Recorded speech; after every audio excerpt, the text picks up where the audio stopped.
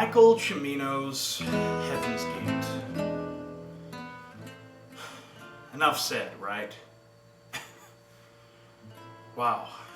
So, I finally, after so many times, I've kind of had a fascination with movies that have had, that were considered production hell. I've always been interested in those kind of films. And of course, this was always at the top of the list. There's a great documentary made. Well, actually, it's not great. It's really, really biased against Cimino. But there's a documentary out there called Final Cut: The Making and Unmaking of Heaven's Gate. And it's just focused on the making of this epic, I guess. I guess I'll call it an epic. Again, it's really biased against Cimino, and I don't want this review to come off as being really biased against Cimino, because I think Cimino, in terms of directing this movie and actually making the movie, is pretty good. There are a lot of great, competent things about this movie. I mean, this film, when it was released, it was panned by everyone.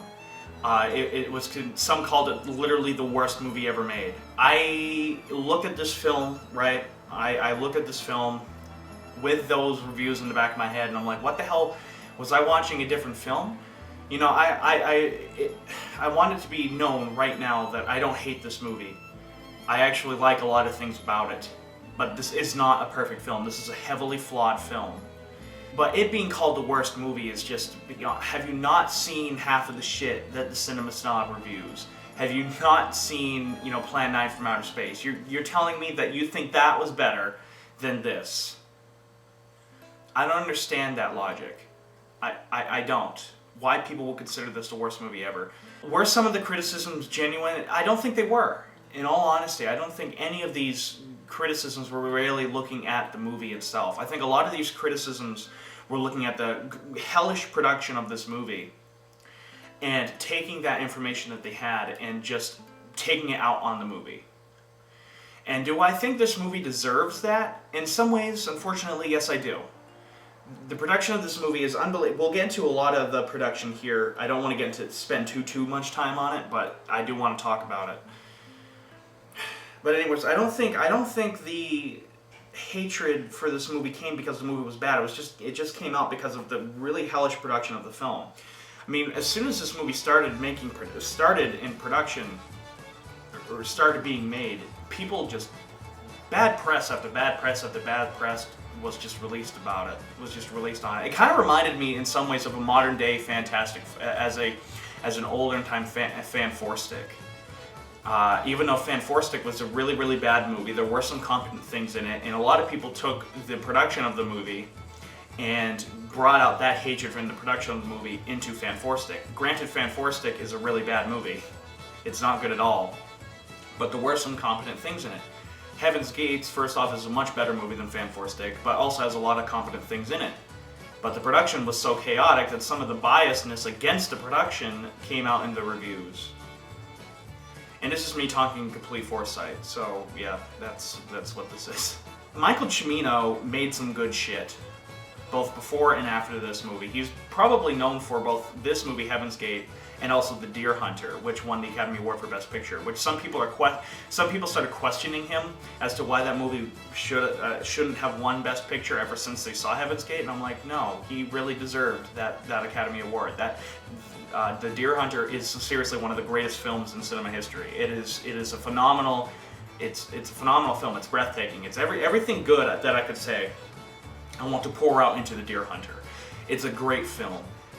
And so, what happened was that United Artists at this time had a huge upheaval in the people who worked for them. A lot of people quit. A lot of people left for different companies, and so on and so forth. So it was a whole new chain of command at United Artists who produced Heaven's Gate. So what they wanted to do, right, these new people who didn't really have much experience at all making films, said, we need to make our own film. Because a lot of the films that United Artists was releasing at around this time in the late 70s and early 80s were imports from other countries. Like, they had a lot of James Bond movies, they had Rocky films, but those are made independently and United Artists released them. United Artists wanted to make a movie that they could call theirs. And so Michael Cimino had just won the Academy Award for Best Director for The Deer Hunter, and so they basically approached Michael Cimino with a blank check and said, make what you want to make. And Michael Cimino said, I want to make Heaven's Gate. I want to make a movie about the Johnson County War. Now, this is a real event. The Johnson County War is actually a real event, and I have no fucking clue what actually happened there. I have no clue as to what actually went down. Though I know it was bloody, and I know it was terrible, and I know it was absolutely wrong. But that's the story that captivated Michael Cimino enough to say, I want to make this into a movie. It was this blank check that was given to Cimino by United Artists, to me, is what ruined the film. Now, if you watch, this isn't a review for Final Cut, but if you watch Final Cut, they place all of their blame in Cimino. I don't believe it's all his fault. I believe it was the producers for trying to... I'll get into it a little later, but it was them just handing Cimino this blank check. And I think handing somebody a blank check, an artist, a blank check, is the beginnings of disaster. There's a great quote by Nicholas Meyer, and he said, and it really has influenced me ridiculously, both in Which Way They Walk, my new movie, and other films. He said, art relies on restrictions. And if you don't know who Nicholas Meyer is, he's mainly known for making two masterpieces of film. He made Star Trek II: The Wrath of Khan and Star Trek VI: The Undiscovered Country. Those are two universally hailed, not just science fiction movies, but films in general. He knows his shit, and it is, and what that quote really means is that it's not really like the producers need to take control over the film. No, it's more like you have a certain budget, you need to film your thing within your film within this certain budget. Oh, look, the set doesn't look quite as good. Well, if we move the camera here and stuff like that, that's where hide this out, because, or else we'll see this X, Y. If we move the camera here, we won't see X, Y, and Z, that's the problem. We'll still see A, B, and C, but we just won't see X, Y, and Z. That's kind of where I believe art in cinema comes out, is with those kind of budget restrictions, those kind of things that make you act creatively to try to capture the same emotion that you wouldn't have otherwise. And you see, with Cimino, he didn't have that. He could do whatever the fuck he wanted to. Two examples of this that come to my mind immediately of Cimino going against this idea of art relying on restrictions is, one is they built this whole huge set where the train was supposed to come in, and we're supposed to be introduced to Christopherson, kind of. He hated the set. Well, he didn't hate the set, he just didn't like the way how the sun setted on the set. And so they built this gigantic set, right? I mean, a huge set, fully functional set. And Cimino said, I don't like the way how the sun sets in this set. It doesn't look as three-dimensional as you wanted it. So the director of photography, who was, I forgot his name, but man, he deserves a lot of credit for this film, because this film is gorgeous to look at, said, well, we can just move the camera here and we can have the train enter from over here. And Cimino said, no, that's not what I want. I want this, X, Y, and Z. I want A, B, and C, and X, Y, and Z. So they literally tore down this gigantic set and built it anew.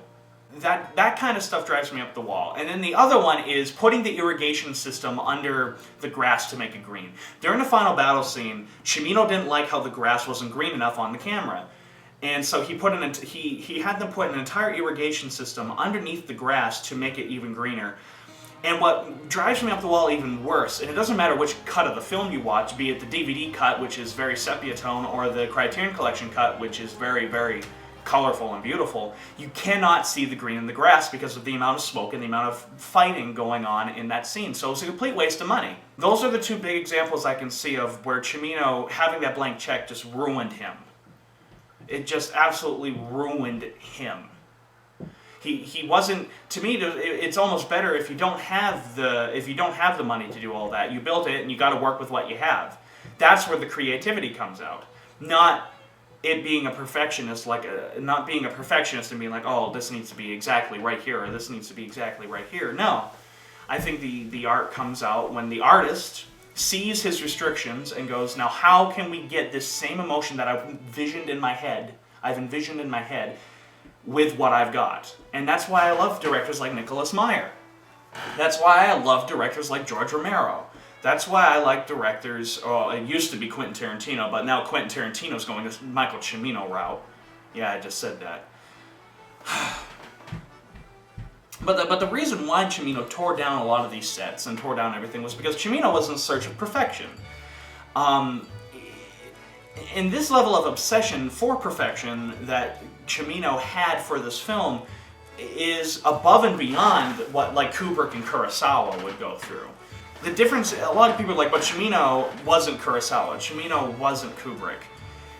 In many ways he was. What a lot of people don't know is the hell that both Kubrick and especially Kurosawa went through later on in their careers, actually throughout their entire career, trying to make movies, because they were so perfectionistic, I guess, I think that's a word.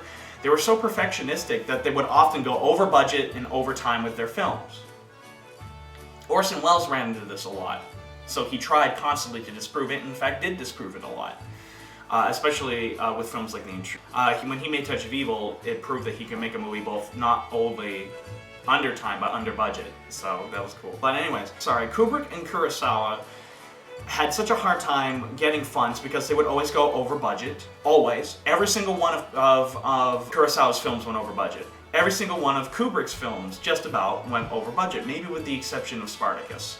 They all went over budget, and that gave them, though what they made is pure art. I mean it. It's art. Producers and film studios had a hard time going to them because they're like, you're going to waste all this money. Well, not waste this money, but you're going to spend all this money, and we know that you're going to go over time and over budget no matter what schedule we give you. And so that's why, especially Kurosawa, ran into so many goddamn problems when he was trying to make movies in the 70s and 80s. That's why in the 80s he only made 2 real movies. He made Kagemusha and Ram, and that was it, because he had such a hard time gathering the funds. Cimino here was like that, but he got hit hardest because, you know, Kurosawa and Kubrick repeatedly made hits after hits after hits after hits after hits, both critically and commercially usually. Cimino here with this film made one of the biggest bombs ever recorded in cinema history. And if let's just say that this film was a success, was a hit at the box office, maybe not critically wise, but a hit at the box office, I believe this film would be hailed today as one of the great artistic films of all time. Well, maybe not of all time, but one of the greatest artistic films ever. You know, it would be hailed for its artistic vision. And I believe Cimino's career would have been something like Kurosawa or Kubrick's. But instead, because it was a bomb, everybody hated it, and blah, blah, blah, blah, blah, it ruined Cimino. And a part of Cimino's obsession with getting everything right, just like Kurosawa and Kubrick, was that he did take after take after take after take after take after take after take after take after take. I mean, on Final Cut, a lot of the actors said that they were used to getting 50 to 60 takes per shot. That's crazy. That's insane. You know how much film you waste on that? I mean, in the digital age, it's easier to kind of comprehend just how much footage that is. But with film, it's very dangerous. Because a lot of times with films, they only had an X amount of footage they could use, or film they could use, without going over budget. And Cimino, having that blank check, didn't have that problem. The one that bugs me the most in terms of this is there's a scene where Chris Christopherson's character is in a drunken stupor and he's being woken up by the townspeople, and he suddenly he uses a whip and just whoosh and just whips them all, right? And they all duck and everything. And here's the thing, it's shot from 3 different angles. One angle, which is on camera for literally about 2 seconds, took an entire day to film. I think the count was 47 takes. That's insane. It's just him whipping. It's just him waking up and whipping the people around him. People not only was that ridiculous, but people got hurt during filming that, and Cimino just kept going and kept going and kept going. In fact, there's a reason why he was called, why he had some horrible nicknames on this film. Like why the making of this movie, there's something called Camp Cimino, where people were all learning how to dance, and people were, you know, it was basically, the actors described it like going through a boot camp. Oftentimes, Heaven's Gates gets compared to one of my favorite films of all time, Cleopatra, which was also production hell. In some ways, I think that was even worse than this. but both of them were basically the definition of production hell. Both Heaven's Gate and Cleopatra. Both productions were hell, but for different reasons. Cleopatra was hell because the producers said they wanted to make an epic. Of 20th Century Fox says we need an epic to save our company, but the director and everyone said we're not ready to make this movie. Give us some more time. But the producers said no, you got to go. Heaven's Gate's almost the complete opposite of that. You have the producers saying like we got to try to do something, but not having the balls to go up to Cimino and say stop. If you don't stop, we're going to pull the plug on this film. And it all comes down to Cimino getting handed that blank check. But I don't believe Cimino deserves so much hatred, or deserves the hatred that he gets from so many critics and so many people alike, film fanatics alike.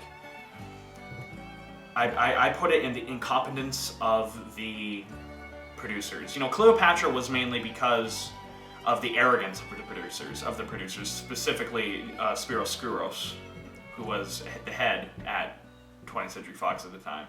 Here, it was more of the inexperience of the producers and their blindness to exactly what was going on. Another difference between Cleopatra and Heaven's Gate is that Cleopatra was also a big smashing hit. People like to say it was a bomb, it wasn't. It was a huge fucking hit. Heaven's Gate was one of the biggest bombs of all time. It did not bankrupt United Artists. The only film to date that has ever really bankrupted a major film studio completely was Bronson Studios, and that was because they made The Fall of the Roman Empire, which cost $20 million to make, and only made $1 million back. That film literally bankrupted Bronson Studios. Heaven's Gate did not bankrupt United Artists. United Artists had released, just after right after this disaster of a film, released a James Bond movie and immediately made all the money that they lost back within a couple of weeks. Now, the overall plot of this movie is actually really, really simple. There's a love triangle going on with these three people that get caught up in the Johnson County War, which is these people want to go out there and basically kill a bunch of these immigrants because they're sick of these immigrants who are apparently stealing cattle. And they make a death list, and this love triangle gets caught up in that death list. But I gotta tell you, and some of the good with this film, I actually really want to start off with the good here. There's something in this film that I believe a lot of films made around this time period, and even epics made before this, lack, and that is, there is such a detail of realism in this film that you actually feel like you're being transported to another time. You know, like in films, you can have a feeling that they were made in the 60s, or they were made in the 70s, or they were made in the 80s. This film literally makes you feel like you're being transported to another time period, another world. And I applaud Cimino and his great staff for being able to do that. Again, that was going into Camp Cimino, where the actors would go roller skating here, and then at 2 o'clock they'd go blank shooting here, and then they'd go horseback riding here, and they did that for months and months on end. And so by the time when the film was actually made, they could go, wow, look at this, and it looks genuinely like we're in another world, another time. And films rarely do this, so I applaud Cimino for being able to pull it off. Cimino, I believe, did an absolutely excellent job, right? Especially during the scenes, both in the town hall sequences and the scenes where Christopherson's character gets off the train. You really feel like you're being transported into a different time. The cinematography in this movie is by far the greatest thing with the film. It is absolutely gorgeous to watch, absolutely gorgeous to look at. Your eyes are just glued to the screen. There's a saying that every frame is a painting. And this film is the living definition of that. Every single shot in this film, you could freeze frame and make it a picture and exhibit it in an art museum. It shows because the guy who did the cinematography for this did the cinematography in The Deer Hunter, and The Deer Hunter is pretty close to the same thing. In fact, I actually will go on to say this. I think the cinematography in Heaven's Gates is almost leaps and bounds better than the cinematography, which is still good, in The Deer Hunter. The thing that really just bugs me, you know, about that is that shots kind of linger, and this goes more into the editing of the film. Shots just linger for way too long in many scenes, okay? A lot of it's good stuff. It's good, genuinely good stuff that we're sitting down and watching. But it's just, they just linger. To list a few examples, the scene that introduces the death list, which is in this group called The Organization, and it just goes on for too long. There's even like a huge chunk where they do a roll call, and they even show the roll call. I'm like, God damn it. We don't need to see this. Just jump into the idea of the death list and then go from point A to point B. We don't need to see all this bullshit that goes on in between point A and point B. The scene where Christopherson arrives at the train station lingers way too long. There's a lot of these great panning shots that go from point A to point B. There's a lot of these great dolly shots that go from one side of town to the other. There's a lot of these great sweeping epic shots to show off the set. It looks gorgeous, but they don't need to be there. And the audience, it's a snore fest. The audience will sit there and be like, as they're watching, it kind of has a Star Trek The Motion Picture syndrome, where Star Trek The Motion Picture is like, oh look, the Enterprise is going this way. Wow, it looks gorgeous. Oh look, now it's going that way. Wow, look at V'ger. Wow. Now where's the plot? That's the problem I have with Heaven's Gates, is that there's so many problems where shots just linger and go on and go on.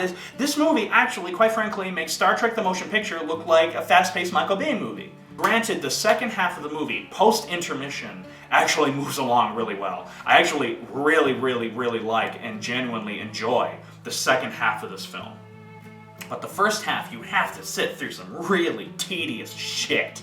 Another example, the entire dance sequence that goes on for like 15 minutes. There's a dance sequence that goes on for like 15 minutes, both in the very beginning of this movie that takes place at Oxford, Harvard, and there's a dance sequence that also happens in the town hall. That's a roller skating sequence. That just goes on forever. You could have cut that in half and would have given off the same feeling that it was supposed to give. And that is the feeling that these people are great, that these people are wonderful, and that the upper class people are not. You could have literally cut both of those parts in half and given off the same emotion. And it would have been better if you cut it in half. The next one, there are a lot of establishing shots. A lot of establishing shots in this movie do the thing where they linger on for way too long to show off the beautiful vistas or the beautiful sets and so on and so forth. The train station, the brothel, to list them, the first shot with the train arriving in the town, the scene where Christopherson arrives at the brothel for the first time in the carriage, the shots of the town, the first shot with the rounding up of people for the death list, when the villain, who is a mustache-twirling villain, goes around and rounds up all these gangsters and stuff to be on the death list. It's a shot that just lingers forever, and we're like, just cut to something else, please. And then there's another one too. There's one where the armed men arrive. It's at the very end of the first half of the movie, when the armed men arrive into Johnson County and like mount their horses and shit and get ready to go on a killing spree. It goes on forever. It reminded me of, there's one of the first movies ever made, The Great Train Robbery, directed by Edwin S. Porter. Edward Porter. There's a scene where like there's a shot in The Great Train Robbery where everyone gets arrested, right? Or everyone is getting mugged, and it literally shows everyone getting mugged. With everyone getting mugged and stuff, you see everything, right? You just see them all getting mugged, and you're like, oh god, just cut to something else already, please. And that scene on Heaven's Gates where they're all exiting the train and mounting the horses and stuff, I felt the same way. I was like, just we get it. They're here. Just cut to something else. Speaking of which, the plot for this movie, is very cliche, where you have the upper class or the horrible bad guys and the lower class or the really good guys. This is a class warfare movie. You have protagonists that are, really good protagonists, and you have a villain who's nothing but a mustache twirler. I hate the villain in this movie, who's the guy that creates the death list. I hate him because he's so cliche. And granted, the guy who plays him, which I've forgotten his name, does a pretty decent job. You can tell he's having fun with the role. But he's such a cliche character that you're like, oh, I've seen this before. It'd be one thing if this movie had a really strange plot. Had like a plot that no movie had really tackled before, or a new twist on the idea of, the class warfare. But it's not. It's the same exact goddamn shit that we've seen constantly before in Westerns, especially ones from Europe. Europe really played with this because at the time they started getting interested in all these communistic revolutions going on. Duck You Sucker was directed by Sergio Leone, was made as a countermeasure to those movies in a very libertarian, Republican kind of point of view. It was not that Sergio Leone believed in those values, but because he wanted to make something that was from a different point of view. That's why Duck You Sucker, if you read the plot, sounds really generic, but when you watch it, it's presented in such a new light, in such a new creative way. If you watch Heaven's Gates, it's nothing but you going from point A to point B, and it's literally a textbook plot. It's so generic and so plain that it drives you up the fucking wall. And I'm like, did $44 million need to be spent? $44 million, by the way, in today's money would be equivalent to somewhere like $310 million. Did it really have to cost that much? Did you really put that much into the visuals and put that much into, the acting that you forgot to do the plot? It was a James Cameron syndrome. Watch Titanic and you have the basic plot to this movie. Watch Avatar and you get the same basic plot structure as this movie, where the military is bad and, the common people are good. Everything is so black and white in this film that it just drives me up the wall, and I'm sick of black and white. I'm sick of films that just present things as night and day. And Cimino does that here. Though me just ripping into the whole thing of it being cliched, I do have to say there is a lot of good, and we'll get into that a little later. Now, I also just said, sorry for being all over the place, but I also just said that a lot of shots linger. There is one sequence where the scene, that the lingering shots and the kind of awkward long editing actually works to the scene's advantage. And I have to say, it's my favorite scene in the movie, and we'll get into more why later, but it's the rape scene. The rape scene with, I forgot her name, but her last name's Huppert, she's French, gets raped by a bunch of these people who are a part of the organization.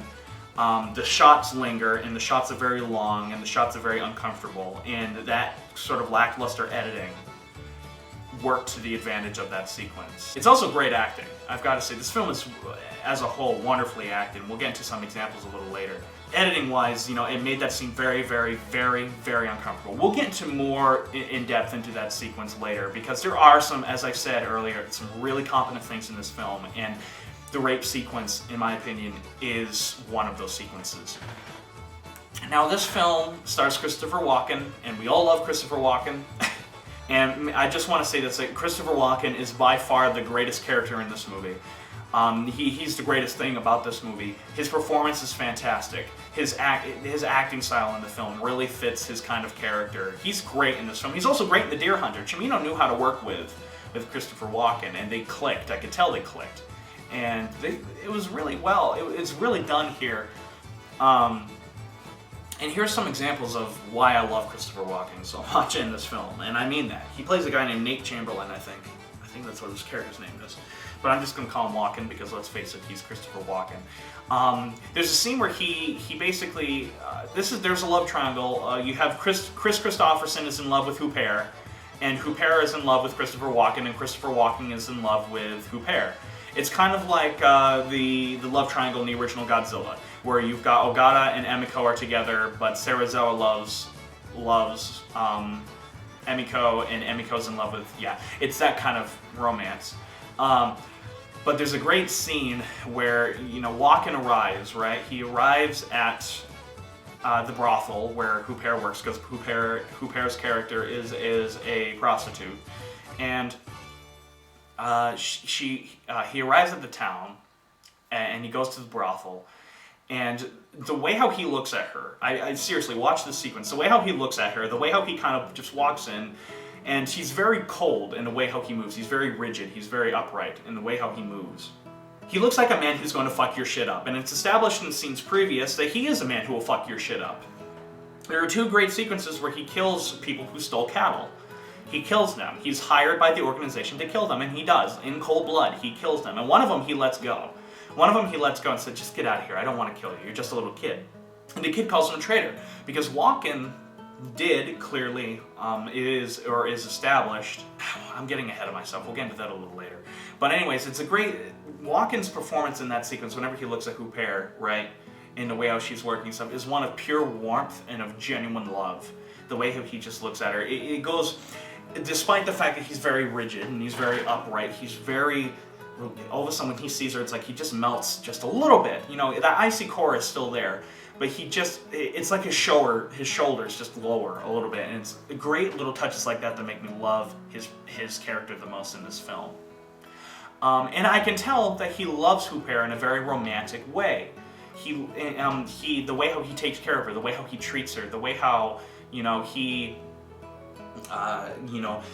makes the bed for her, the way how you know, he's even building kind of a home for her and him together. You know, he genuinely loves her in a very romantic way. He's very much so the character that's romantic. I know I'm saying romantic a lot, but he's a romantic. He's very chivalrous towards Hooper, which is a fantastic contrast to Chris Christopherson's character. You know, he works for it's very clear that he works for the organization.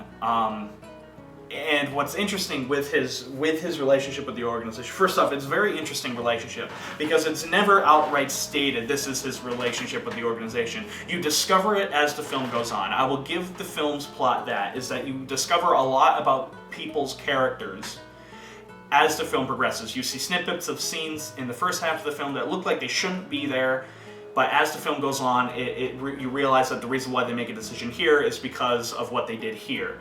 And it works. I actually genuinely like some scenes like that. I love it when films do that, actually. As much as I bitched about The Swarm did that. But this is done way better than Swarm. I can't believe I'm even comparing it to it. But it's very obvious that Christopher Walken's character works for this organization that made the death list. And he acts like he owes them something. So it's very clear by the way how he walks and the way how he looks when he's dealing with the people in the organization and so on and so forth, that I'm getting ahead of myself. The organization is the reason why he's killing so many people. He's killing these people, and he's killing these people who are in the same exact boat that he was in not long ago. It's because he's killing these people, I believe, that he's grown so cold, so rigid, so angry with people.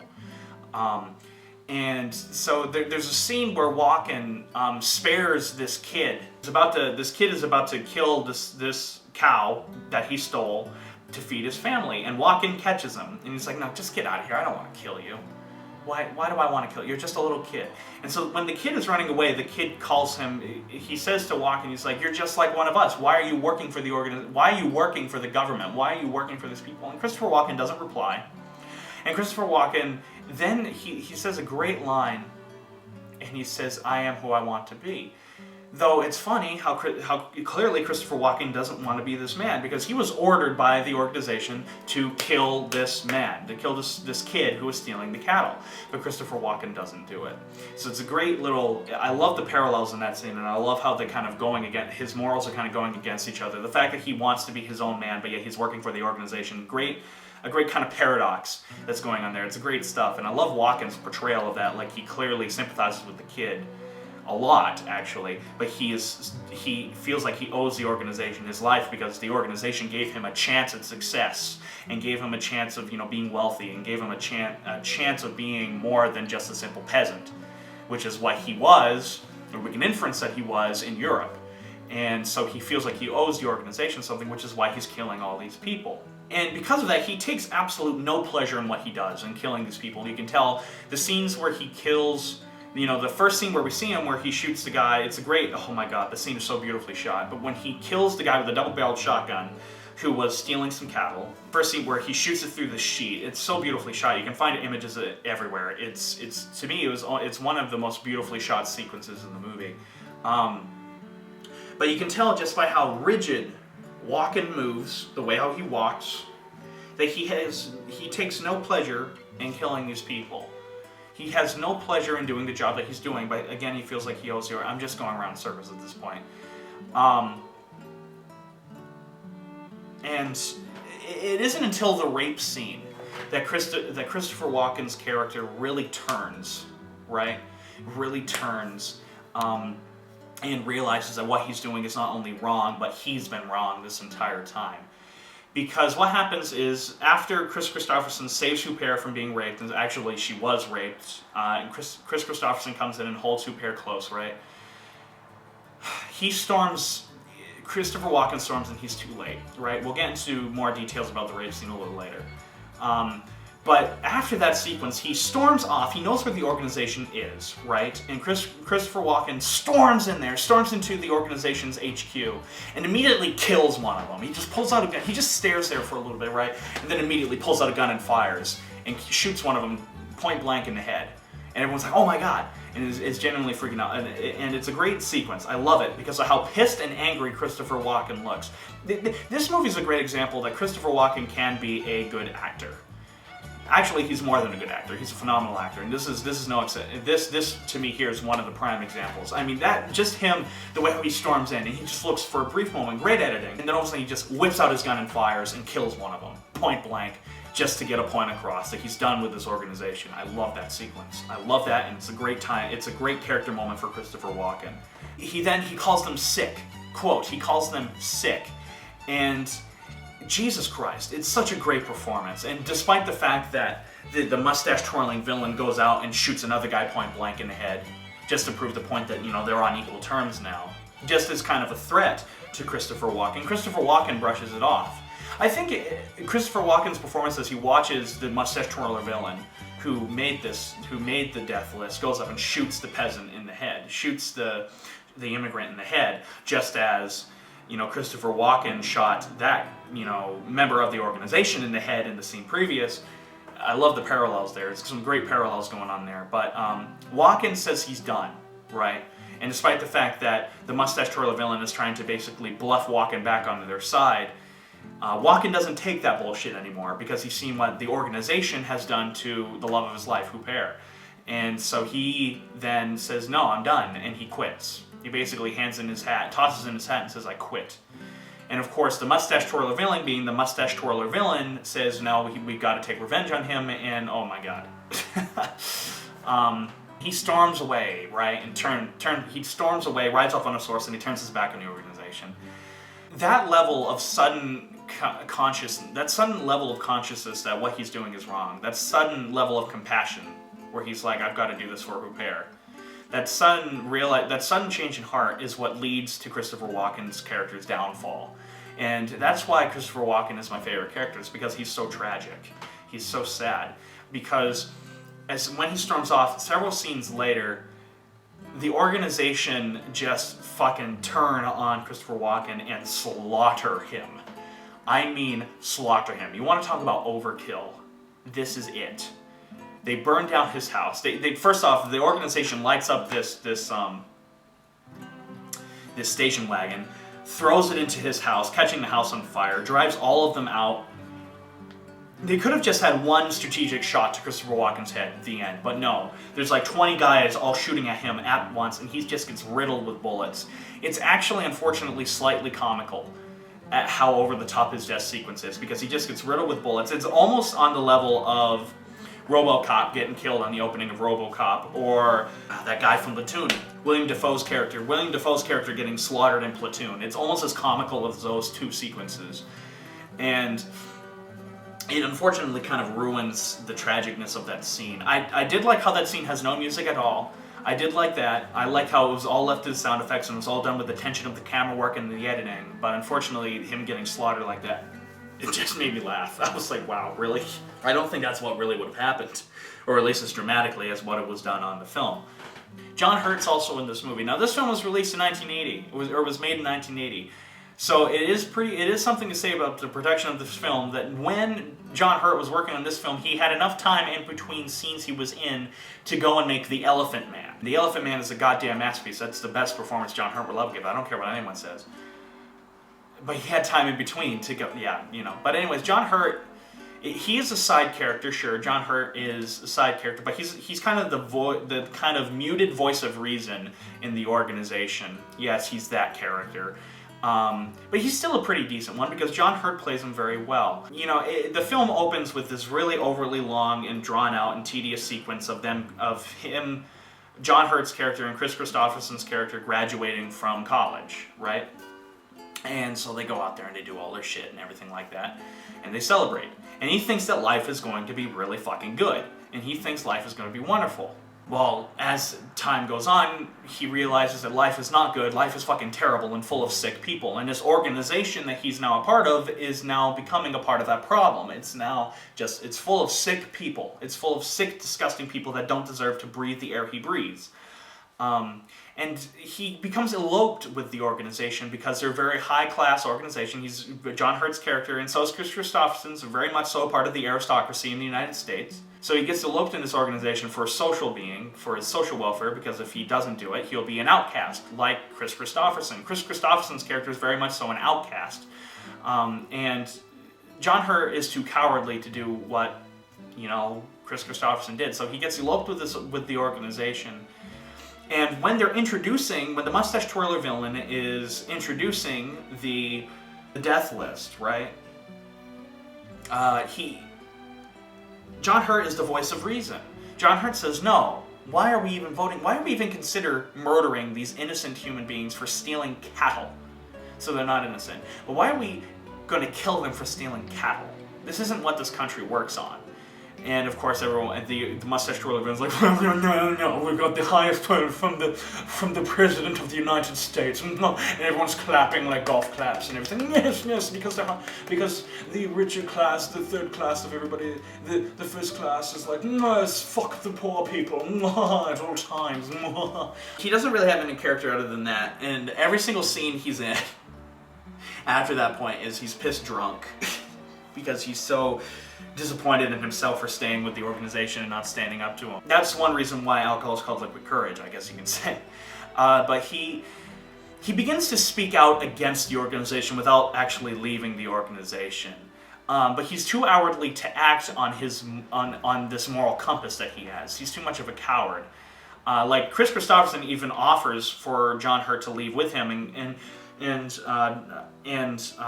John Hurt says no. He must stay with the organization because he's too cowardly to do anything else. And the organization has gained that much power. And they would probably kill him if he left, just like how they basically killed Chris Christopherson when he left the organization. It's kind of like a cult, I guess you can say that. It's like a cult that the mustache twirler villain runs. And the most he gives is when Walken, we just talked about the scene too, when Walken storms in and kills that guy after the rape scene. The drunk John Hurt, there needs to be more drunk John Hurt in movies, goes, bravo! And immediately the mustache twirler villain, bitch slaps him. Just John Hurt saying bravo. That was his form of protest. That was his form of protest. That was John Hurt's form of protest. And he does have an epic death. John Hurt gets pissed drunk while everyone is getting shot up all around him and stuff like that during the battle scene where the town people have enough of the high class people, and they go to war with each other, and there's all out bloodbath of a battle. Which we'll get into a little bit more later. He's drunk off his mind and just walks out into the middle of the field. It's like, God, and he starts talking about how he loves Paris. He's like, God, I love Paris, and then he's shot and he dies. And I'm like, oh, goddamn, we need more drunk John Hurt. It's fucking amazing. Then comes Chris Christopherson's character. I don't like Chris Christopherson. Not his character. I just don't like Chris Christopherson, because Chris Christopherson isn't an actor. Chris Christopherson is a country music singer. I don't like his music, and I don't like his acting. And there's a movie directed by Sam Peckinpah called Pat Garrett and Billy the Kid. That the only reason why I watched that is because James Coburn saves the movie. I don't think he's a good actor, and the same thing goes on here. He is a decent character, though. I just don't like the way how he acts. He acts a little too boring for my liking. He acts really too calm and too monotone. Clint Eastwood-like. He's the other driving force in Isabelle, that's her name, Isabelle Huppert. In Isabelle Huppert's character. Isabelle Huppert is the hooker, and, both Christopherson and Walken are in love with her, and she's in love with Walken. Alright, she's more in love with Walken than she is in love with him. His love for her is apparent in the very first scene that both Huppert and Christopherson are seen together. It's very much so a love of a physical nature. It's basically the reason why by Huppert it gets very physical with him, is because Walken's not like that. His character is too cold to do anything like that. In fact, just to give an example, during the scenes, the first scene where Huppert and Christopherson are together, they immediately fuck, immediately. There's no ifs, ands, or buts. They strip and they fuck. The first scene where we have Christopher Walken and Huppert together, is you see them, and the most physical they get, despite the fact that they look really genuinely warm towards each other and genuinely look like they love each other, the most physical he gets is that he kisses her. He also has, Kristofferson has a college sweetheart that you constantly see throughout the film in this picture. And this picture shows him and his college sweetheart, you know, together, and she ultimately becomes his choice in the end of the film. Not out of his real, not out of because he really wanted to, but more out of, you know, desperation or that need for physical attraction. But yeah, that happens because of events later in the film, because everybody in this film dies. I'm not kidding. Everybody you know in this film dies except for the mustache-twirling villain and Kristofferson. Literally everybody else does, and that includes the dude. That includes Jeff Bridges. Yes, Jeff Bridges is in this movie, though his character serves nothing for the plot, and quite frankly could have been cut out of the film completely, and it wouldn't have been much different. There is a lot of foreshadowing with this character. Kristofferson very much so is a drunk. There's a scene where he gets drunk. There's foreshadow, right? When Walken arrives to see Huppert again, he finds Kristofferson there, and he takes Kristofferson and puts him in his house, and puts him in this other house, this hotel room or whatever.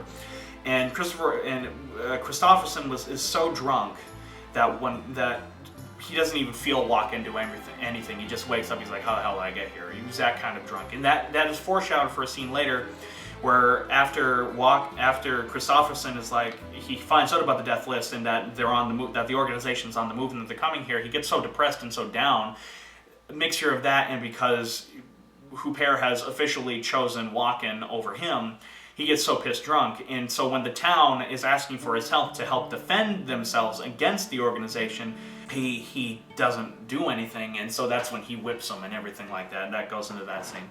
But some good foreshadow there. And then there's the last scene of the movie. That picture of his college sweetheart comes into play again, and that is, you know, Huppert is brutally fucking killed during the second to last scene in the movie by the organization. Actually, more specifically by the mustache twirler, because the mustache twirler can't just say, well, we've killed this entire town, now let's move on. No, he has to get his revenge on Kris Kristofferson, and he has to be a douchebag and kill Huppert, the only thing that he really loves or has left in this world, because he's made a home for himself in this town that has now been completely obliterated in the what is known as the Johnson County War. So Kristofferson turns to his college sweetheart, not out of love, but out of the need of having a woman in his life. And, you know, it is a very tragic last scene of the movie. It's very tragic to see that he's just kind of turned to her out of desperation more than love, his college sweetheart. This film is very tragic. It's not an upbeat film whatsoever, because as I've just stated, everyone fucking dies. It's not a very upbeat film. But as you can tell, and as I've already stated, that there is a big love triangle, and it's actually pretty decent. I've stated a few times that I hate love triangles. I hate them. I don't think they work usually, but there are some examples where they do. The original Godzilla, and I have to say this film. This film has a very decent love triangle. Huppert is, you know, in love with Walken for more of she's in love with Walken for more of his chivalrous point of view and how he actually treats her like a lady. You know, instead of being a plaything. And Kristofferson treats Huppert and gives her the physical desire that she wants, but doesn't treat her like a lady. He treats her more as a plaything. And they both take care of her, I guess you could say, Huppert's character take care of her, but in different ways. And I don't think Kristofferson was ever really in love with Huppert. He's confusing, I believe it's very present, where Kristofferson confuses his love for her with lust, or with, they want to basically have fun, and the scenes where you can really see this is the scenes where they dance together during the roller skating scene, the horse carriage scene where he buys a horse carriage for her, and then they go out and just have fun with that. You know, they're just there to have fun. Well, Walken genuinely is in love with her because of her. Not just physically. The look on his face whenever he sees her again is very warm. He doesn't... Kristofferson fucks her brains out constantly. He doesn't do that when Walken first arrives. It can be inferenced that that's what they do, and it's inferenced in a movie. People can guess in a movie that Walken fucks her brains out, but I don't think they do, just because I don't think that's what Walken's character would do. Walken character, again, the most physical affection that he gives her, despite the fact that he loves her dearly and she also loves him dearly, is a kiss, a simple kiss, and that's all they needed. To me, that was all they needed, and that's probably all they did. Cimino very much so showed everything else sexual in nature in this film in rather great detail, including Kristofferson and Huppert fucking. But yet he doesn't show Walken and her getting it on, so that's why I'm left thinking that they didn't really do anything. All they did was like sleep together, not actually sleep together, but you know, sleep together in the same bed and in each other's arms, that kind of deal.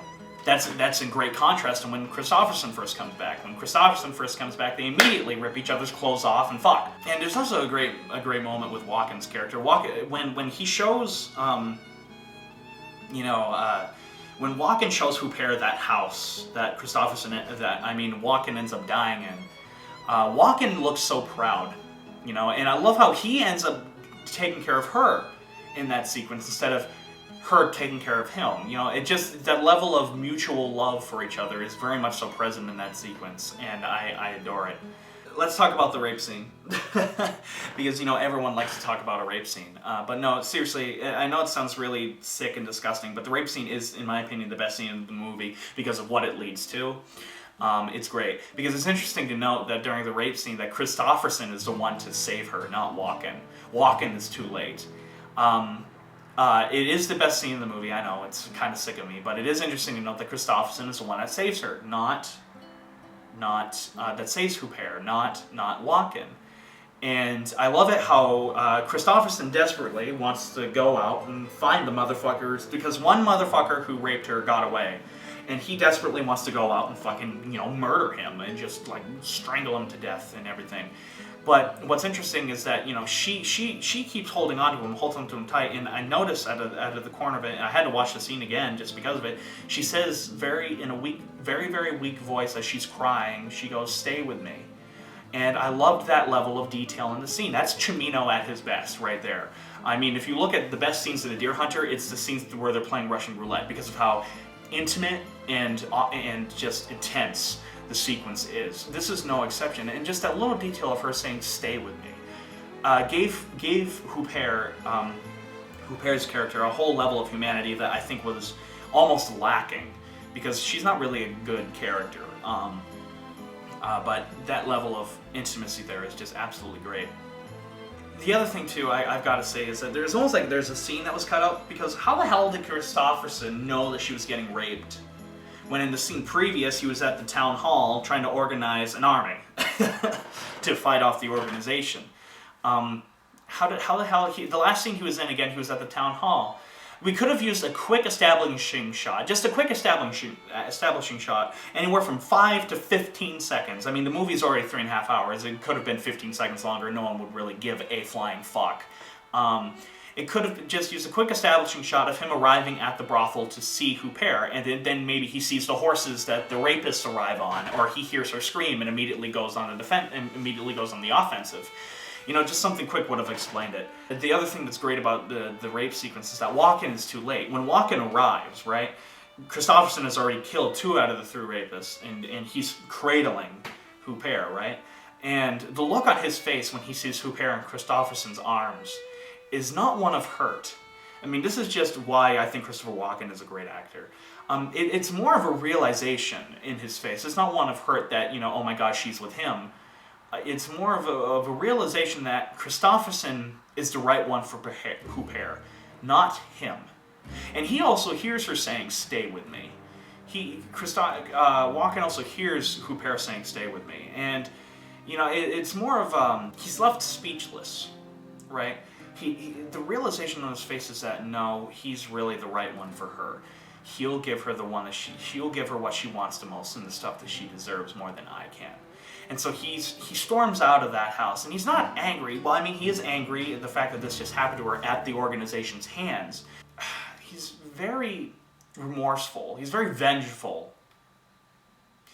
Not at Kristofferson, which is important. He's not vengeful at Kristofferson, but at what he's been working, but more at who he's been working for. This is the organization that has done something so terrible to somebody that he loves so much.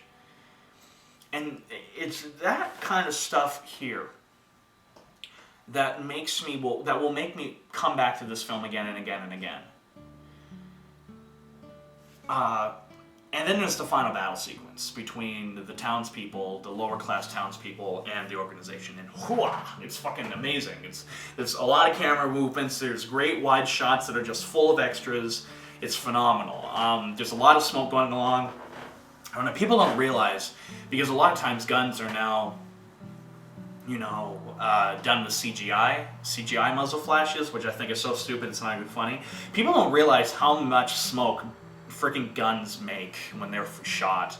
And this film captures the amount of smoke beautifully, because it's just full of it, right from the get-go. As soon as the first gunshot is fired, there's a lot of blood, there's a lot of action, there's a lot of gore in it, and this isn't a pretty battle sequence. There's no music at all, and that's another thing that I like about it. No music at all. In fact, the music score for this film is actually very minimalistic.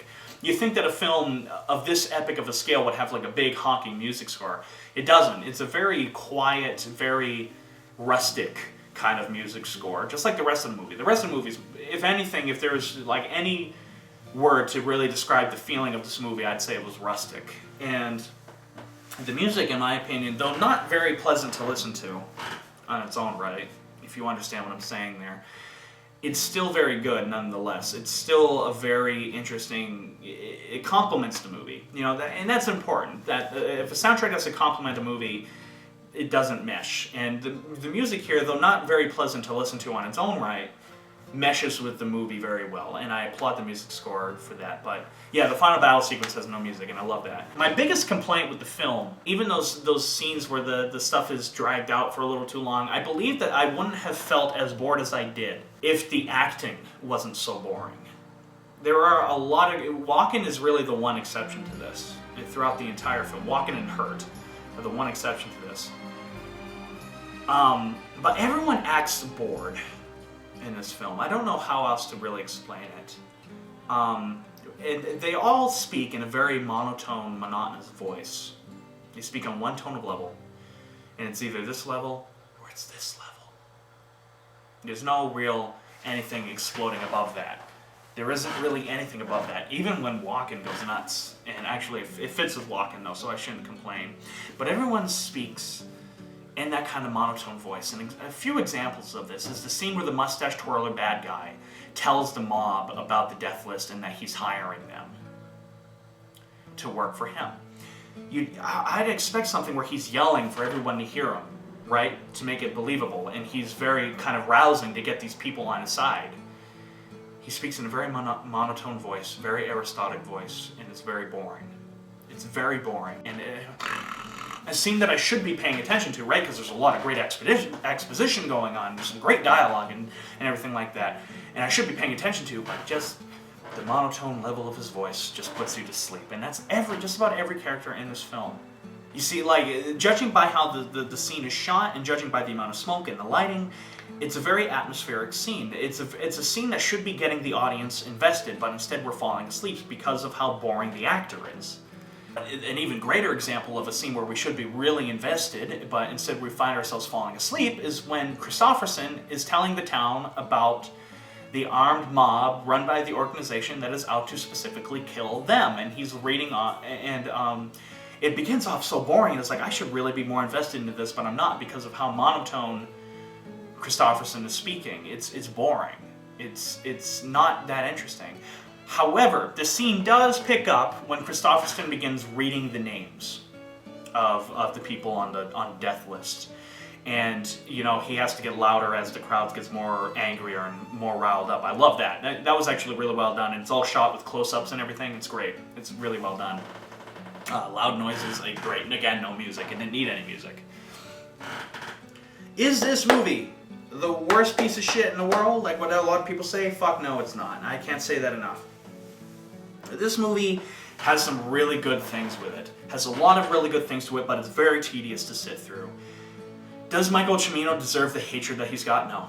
I don't think he does, because I believe he's presented a pretty competent film here. This is a pretty damn competent film. And though I've only seen the DVD version, which is a sepia tone on it, and I hate sepia tone, the Criterion Collection, recently with the re-release of the Criterion Collection Blu-ray, where they restored the film literally from the ground up with Cimino's help, it really, I want to see that version really bad, and that might actually reinvigorate a lot of my love for the movie, because as of right now, I do like this movie. Everything after the intermission of the movie, so the second half of the film, is really, really good. Is really, really good. If anything, you might have to sit through a lot of tedious shit for the first half of the film, but that second half really makes up for it, and I mean that. And there is a lot of great things with this film. Some great performance. Christopher Walken gives, in my opinion, his greatest performance in this film. It's really well done. Kristofferson actually does a pretty decent job. He's still not my favorite, but he did a really decent job. The battle sequences are really good. The movie is so beautifully shot and composed that, again, every frame is a painting. I can't say that enough. But I'm glad the movie is getting more attention now than when it was in the 80s, because this film definitely deserves people to look at it. In many ways, I believe this film is a work of art, and I'm not afraid to admit it. This film is a piece of art, because there's a lot of great, competent things in here. Literally, I don't understand why people called this the worst movie ever when it first came out. It deserves so much more than it's got. I'm so happy, and so is Cimino. Cimino actually cried when they premiered it in Europe again, and people, it was given in Europe. The film was hailed, and it got a standing ovation after almost 30 years. 30 years, the film was finally getting the recognition that I believe it deserves, and it got a standing ovation, and Cimino cried. Because another thing that I love about this, Cimino doesn't apologize for this film. He doesn't apologize for what it's done. He doesn't apologize for it being one of the biggest bombs of all time. He doesn't apologize. Neither does Kristofferson. Kristofferson and Jeff Bridges said they loved being in the movie, and they loved the final product of the movie. And they don't regret being in it, and I certainly don't regret seeing the movie. I certainly don't regret it. So I guess in the end, I'm going to have to give this movie, Heaven's Gate, I'll give it a 3 out of 4, because it is really tedious at times. I will give it that. I believe just a few edits per scene, just snipping some shots down and stuff like that. Just a tighter edit is due, and I think I'd like it a lot more. But I give the film 3 out of 4. So after this long-ass review, you're expecting me to shut up? No, I've got to pimp some stuff out. Go on Facebook, like AN Productions, like my new movie, Which Way They Walk. We've begun production, begun production, and blah, blah, blah, blah, blah. We're shooting soon. Yeah, whatever. By the time you see this, we probably already have fucking shot half the movie, so whatever. Yeah, so join our group, Geeks for Geeks, if you want to just geek out over random stuff. We accept all forms of geeks, even bronies, I guess. Not just Godzilla Tokusatsu stuff, but we accept everything. Join us there if you wish. And in the end, this is Adam Noyce of AN Productions saying, sayonara.